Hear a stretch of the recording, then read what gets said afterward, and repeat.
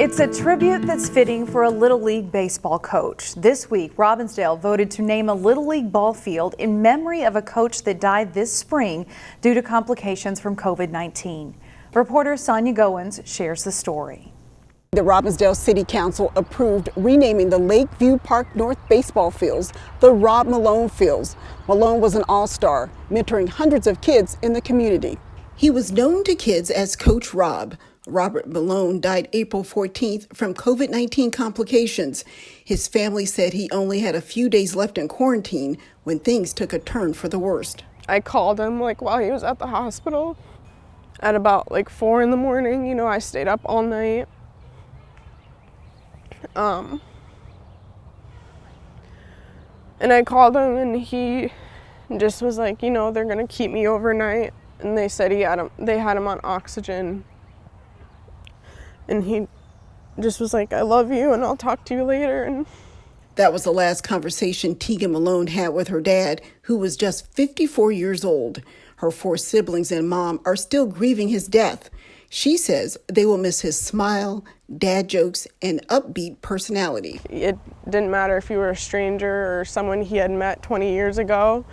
He would treat you like you were his best friend. Malone was also a father figure to hundreds of Little League players. He had a very unique approach to coaching where it wasn't necessarily how good they were at the sport, but just how good they were as a teammate and how well he could connect with them and make them enjoy what they were doing. The popular coach volunteered with the Robbinsdale Little League for more than 10 years, eventually becoming a board member. He was the player rep for many years, and then the last couple of years he took on our secretary role, on top of being a coach to a team. The North Field at Lakeview Park Terrace doesn't have a name. Jody Voigtler pushed for the field to be named after Malone. Rob made Little League better. He made our community better. He made kids better. There'll be a sign on top of the scoreboard with his name and a plaque at the back of the backstop in honor of the coach. The Robbinsdale Crystal Little League hopes the name change will bring peace and comfort to the Malone family and the community. He gave just as much of his life to coaching there as he did to his job or any other,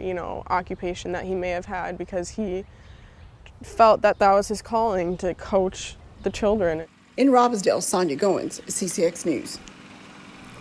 The Golden Valley City Council voted this week to combine 2 commissions under one umbrella to create a new Diversity, Equity, and Inclusion Commission.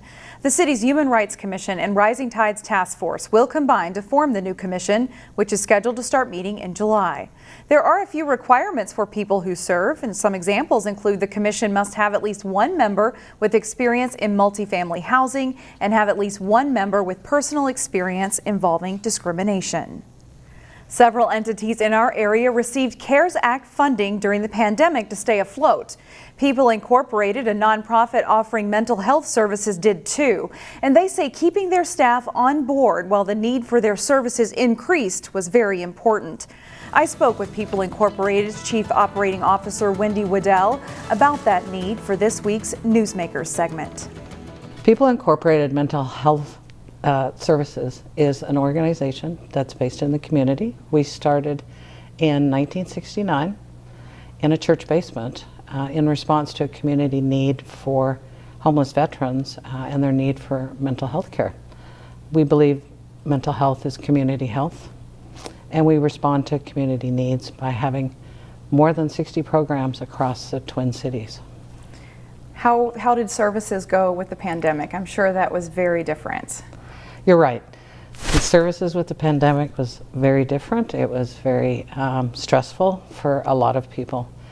At first, we did see a slight decline in services, in referrals, because people were forced to move to a more virtual platform. They were quarantined. They missed the opportunity to meet with their therapist face to face. And so they went through some fear and isolation, social changes, some losses. And so people began to realize that they needed more mental health care. We were fortunate at People Incorporated because we had already had in place a platform for telemedicine. So we were able to, with a certain amount of agility, move into the telemedicine platform. Not all of our clients could because of resources they had in terms of technology. or some just didn't feel comfortable doing virtual therapy, so to speak. So it hit us in many different ways and impacted our clients significantly. Are you guys getting back to normal while people are coming back into the building? We are. We're seeing more and more people that are wanting to come back and see their therapists or their psychiatrists face to face. Schools are back. So in this area specifically, we have school-linked mental health services. We're in 24 schools in the local school districts here. Kids are coming back. Our therapists are able to see them in the schools and help care for them as they go about their day-to-day life and as they need help. Now, Senator Tina Smith visited the New Hope facility a few weeks ago. Yes, she did. What sorts of things was she interested in? How did that visit go?